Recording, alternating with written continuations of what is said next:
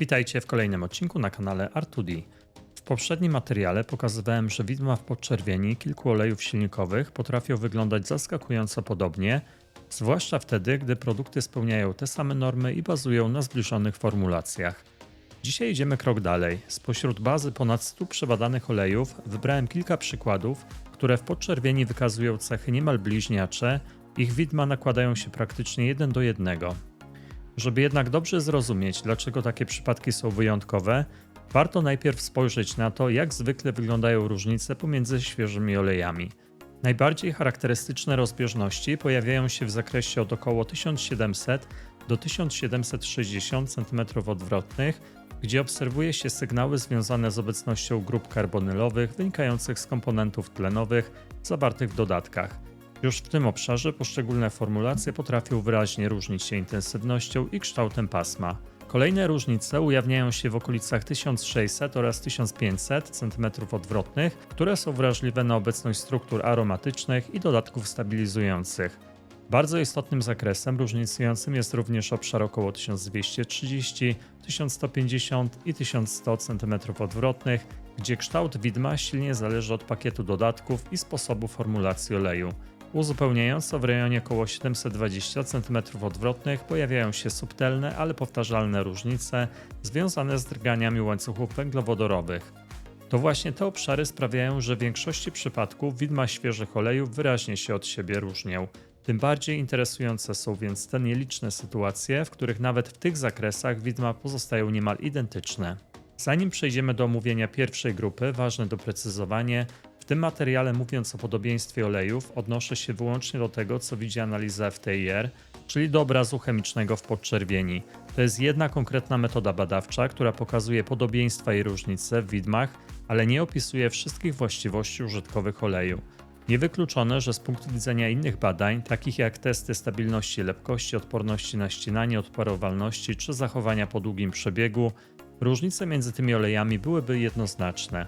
Tutaj mówimy wyłącznie o podobieństwie w świetle podczerwieni.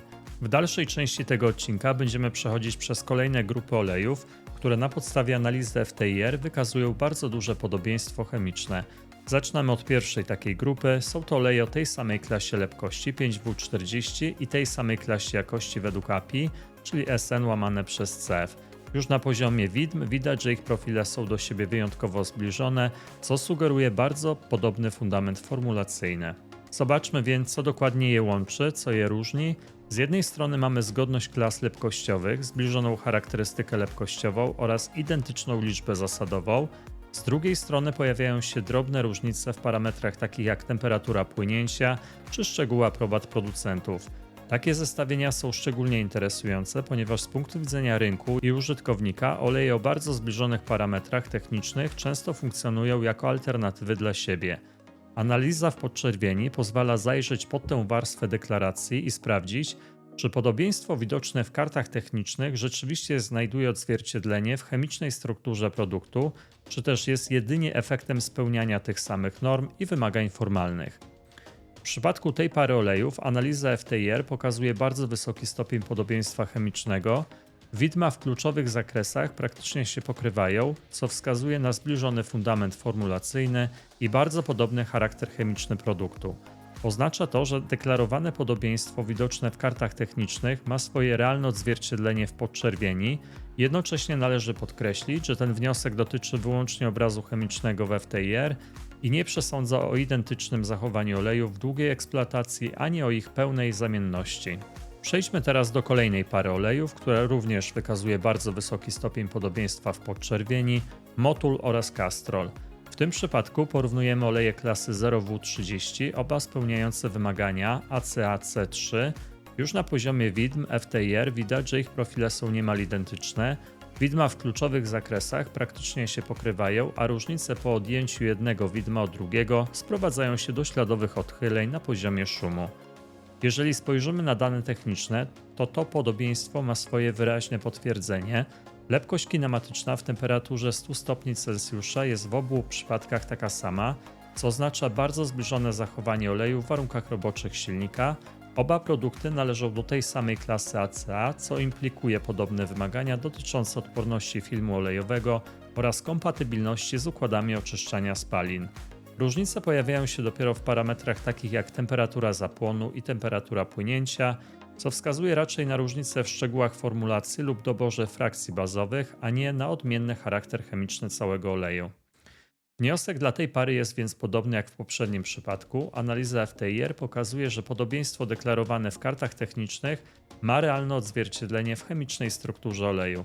Pod względem chemicznym te oleje są sobie bardzo bliskie, natomiast ich zachowanie w realnej eksploatacji to już osobny temat. Dla pewności powtórzę to ponownie.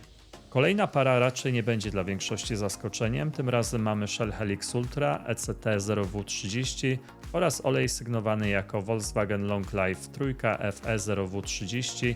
Oba produkty spełniają normę Volkswagena 504/507. Oba mają tę samą klasę lepkości i co szczególnie istotne, identyczne deklaracje parametrów lepkościowych. Jeżeli spojrzymy na widma FTIR, obraz jest jednoznaczny. Widma nakładają się praktycznie w całym analizowanym zakresie, a wynik odejmowania jednego widma od drugiego nie pokazuje żadnych istotnych różnic poza poziomem szumu pomiarowego. Z punktu widzenia podczerwieni są to oleje o niemal identycznym profilu chemicznym. To samo potwierdzają dane techniczne, lepkość kinematyczna taka sama, temperatura płynięcia również jest identyczna, a oba oleje zostały zaprojektowane dokładnie pod te same wymagania normy 504/507. W tym przypadku chemia, parametry fizykochemiczne i deklaracje producentów układają się w bardzo spójny obraz.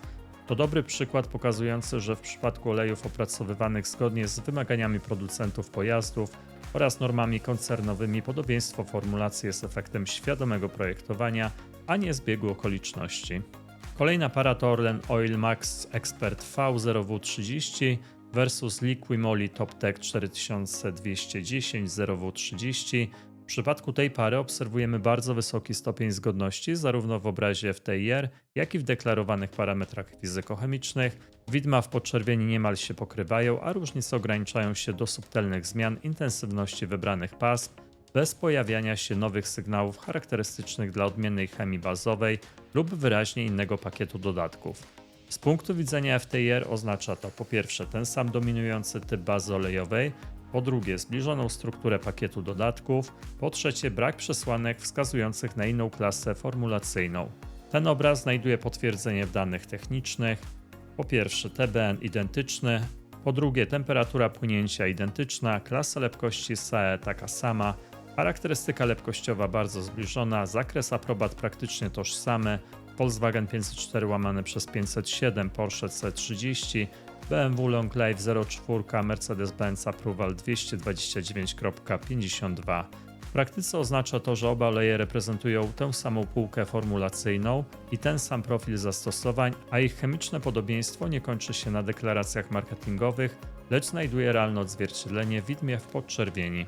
W analizowanym zakresie Orlen Oil Max Expert V0W30 i Liquimoli TopTech 4210 0W30 mogą być traktowane jako funkcjonalnie równoważne formulacje klasy ACAC3, norma Volkswagena 504/507, różniące się raczej detalami recepturowymi niż fundamentalną chemią oleju.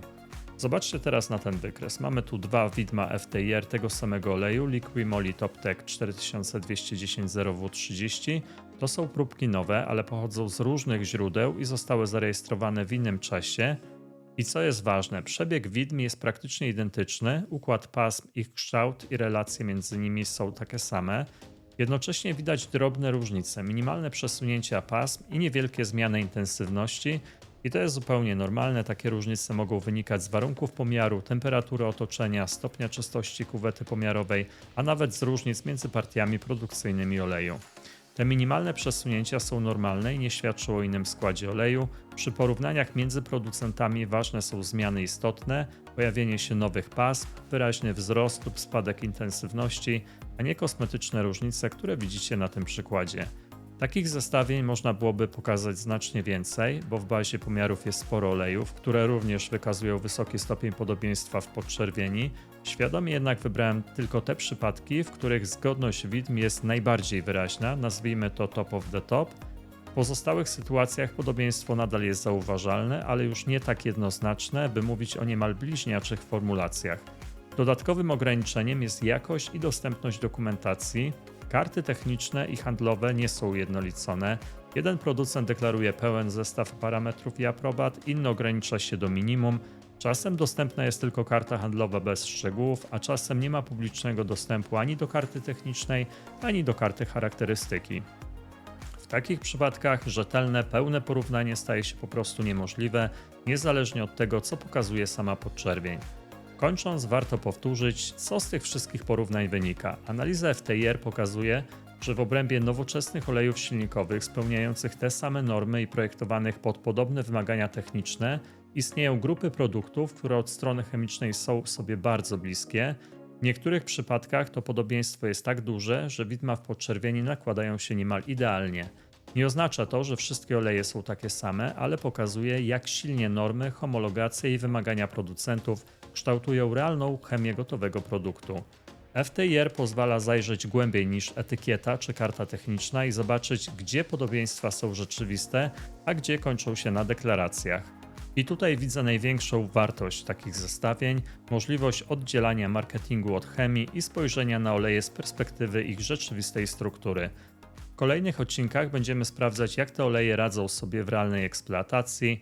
Dziękuję za obecność i do usłyszenia w kolejnych odcinkach.